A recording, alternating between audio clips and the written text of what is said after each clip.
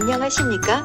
오늘은 우파들도 잘못 알고 있는 3.15 부정선거에 대해 방송하겠습니다. 먼저 국민 모두가 피상적으로 알고 있거나 잘못 이해하고 있는 사실부터 짚어보겠습니다. 첫째, 이승만 대통령은 야당 후보였던 조병옥이 위험치료차 미국에 갔다가 갑자기 죽어버려서 자동 당선된 것이지 부정선거로 당선된 것이 아닙니다. 3.15 부정선거는 이기붕을 부통령으로 만들려고 내무장관 최인교가 계획하다가 일어난 것입니다. 둘째, 일반적으로 알려진 사실은 이승만의 신복인 이기붕이 권력욕에 취해서 정치 깡패들을 동원해 부정선거를 저질렀다는 것인데 마산에서 17세의 학생 김주열이 최루탄에 맞아 사망한 것이 4.19 폭동의 도화선이 됩니다. 물론 배후에는 적들이 있었지만 3.15 부정선거 전후의 역사적 정황들을 살펴보면 왜 이기붕과 자유당이 그렇게 무리수를 두려 했는지를 이해할 수 있습니다. 3.15 부정선거는 이기붕 혼자서 한 것이 아니라 자유당 전체가 가담했던 사건이라고 볼 수 있죠. 세월호를 등에 업고 사기 탄핵과 대선 부정으로 정권을 찬탈한 문재인 정부가 2020년 4.15 총선에 민주당이 똘똘 뭉쳐 가담한 것과 같습니다. 그런데 1960년 당시에 어떻게 그런 일이 가능했을까요? 사진은 이승만의 양자 이강석과 프란체스카, 이승만, 이기붕과 이기붕의 처박마리아, 그리고 이강옥입니다. 여기서 주목할 부분은 부정선거를 기획하면서도 자유당은 그것이 나라를 구하는 것이라고 철석같이 믿었던 정황들이 있다는 것입니다. 금년 4.15 총선이 적화 통일하기 위한 마지막 기회라고 생각한 민주당의 좌익들과 대동소이하겠죠? 셋째, 1960년 3.15 선거의 정치 구도상으로 당시 대통령 선거는 하나마나 이승만의 승리였습니다. 문제는 부통령이었는데 자유당은 이기붕이 후보로 나왔고 민주당은 장면을 내세웠죠. 당시 한간에 유행하던 이승만 방구뿐 각하 시원하시겠습니다의 부정부패 이미지는 좌파들이 만들어낸 프레임이었습니다. 박근혜를 수첩공주, 전두환을 29만 원, 박정희를 독재자로 다시우는 것과 같은 이치죠. 이기붕은 탐욕스럽고 반민주적 인물이고 장면은 양심적이고 민주적이라는 국민들의 일반적 편견은 종북좌파들이 생산한 세뇌공작 프레임이라는 것입니다. 이기붕의 관사는 그림과 같이 아방궁 수준이 아니었는데 좌파들이 부풀린 것이죠. 이승만은 수하들의 부정부패를 그냥 내버려 둘 사람은 절대 아니었습니다. 6.25 전쟁이 끝난 폐허 상태의 국가에 세금인들 제대로 거쳤겠으며 부정부패할 건덕지나 있었겠습니까? 그 시절에 가짜 이강석 사건이 터졌는데 마치 고영태가 최순실에 접근해서 박근혜 정권을 무너뜨린 것처럼 이승만 정권을 부패로 몰아서 몰락시키려는 북회의 공작이었다는 의심이 듭니다. 이기붕은 이승만이 신복으로 삼을 정도로 똑똑하고 애국적이며 무엇보다 정치적 감각과 능력이 탁월한 사람이었습니다. 이기붕은 미국에서 접시닫기를 하며 자수성가한 사람이었던 반면에 장면은 독실한 가톨릭 신자로서 인품에서는 나무랄 바 없었지만 비현실적인 이상주의자의 정치 능력이 없는 사람이었죠. 장면에 대한 평가는 김영삼이 표현했듯이 고리타분하고 따분한 사람이라는 말로 요약됩니다. 그는 국무총리 시절에 관저의 식사를 거부하고 도시락을 싸들고 다녔죠.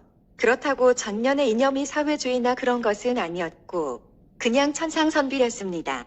그런데 당시로서는 장면이 부통령 후보로 출마한 선거가 자유당으로서는 심각할 수밖에 없는 상황이었죠.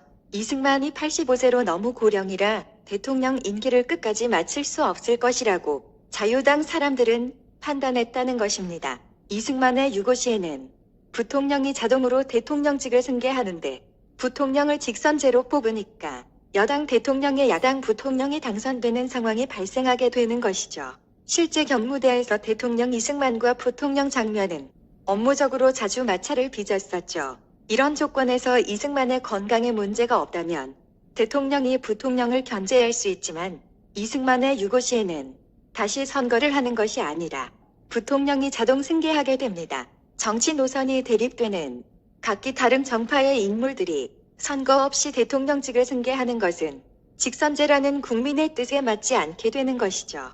또한 장면에 대하여 자유당 사람들은 극도의 불신을 갖고 있었습니다. 왜 그랬을까요? 이승만은 1948년에 첫 번째 암살 위기를 모면했는데 문재인처럼 6.25 전쟁 전에 탕화를 노래 부르다가 암살된 자에게 거두 김구에 대한 복수극이었을까요?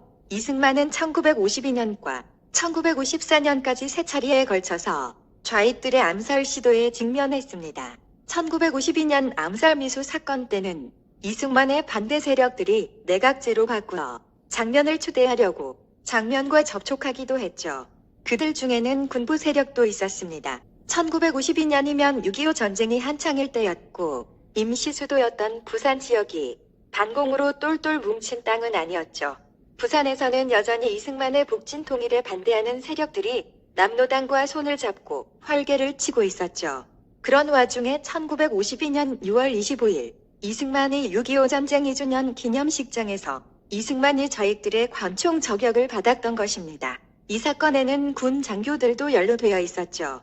이후부터 자유당은 이승만에 반대하는 민주당 인사들이 암암리의 남로당과 연계되어 있다고 믿었습니다. 이것은 5.16 혁명 직후 장면이 공산주의자들과 내통한 혐의로 기소되어 재판을 받게 된 사건이 말해줍니다. 장면은 그런 인물이 아니었지만 남로당 세력들이 정치적으로 무능하고 인품만 좋은 장면을 이용하려 했던 정황들이 너무나 많았죠. 이러한 시대적 상황들이 1960년 3.15 선거에 임하는 자유당으로 하여금 이번이 이승만 체제의 마지막 선거라는 인식을 가져다 주었을 것입니다.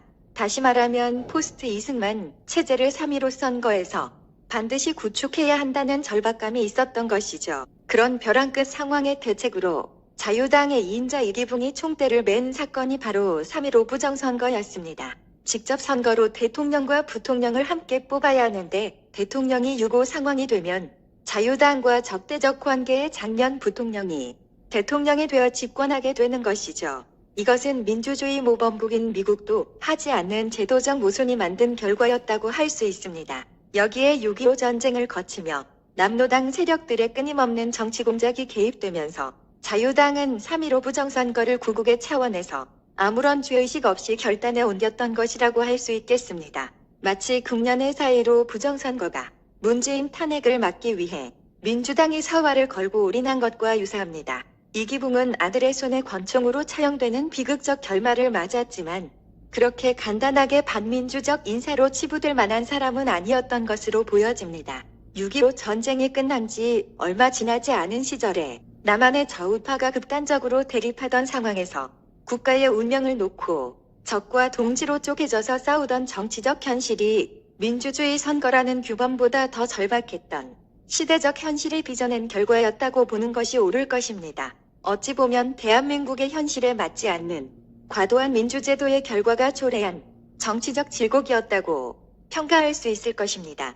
그렇다면 금년 총선에 가치의 민주당의 목숨을 걸었다는 것은 이미 나라 전체가 좌익에 장악되어 국가 전체의 기능이 마비된 자유대한민국, 식물인간이 되어 누워있는 말기암 국가의 마지막 숨통마저 끊어버리겠다. 산소호흡기를 떼어버리겠다는 것과 마찬가지이므로 우파들 역시 사활을 걸고 저항하지 않으면 안 되는 것이죠. 이후에 어떻든 3.15 부정선거로 이승만은 하야했고 자유당은 해체되었습니다. 그렇다면 3.15 부정선거보다 한 끗발 높은 역대급의 부정선거를 저지른 4.15 부정선거의 총책임자 문재인은 하야하는 것이 마땅하고 더불어민주당은 알아서 해산하는 것이 옳지 않은가요? 역대급 부정선거의 주범 문재인은 국민의 힘으로 끌어내리기 전에 자진하야하라. 더불어민주당은 자진해산하라. 문재인은 하야하라. 더불어민주당은 해산하라. 국민의 힘으로 끌어내리기 전에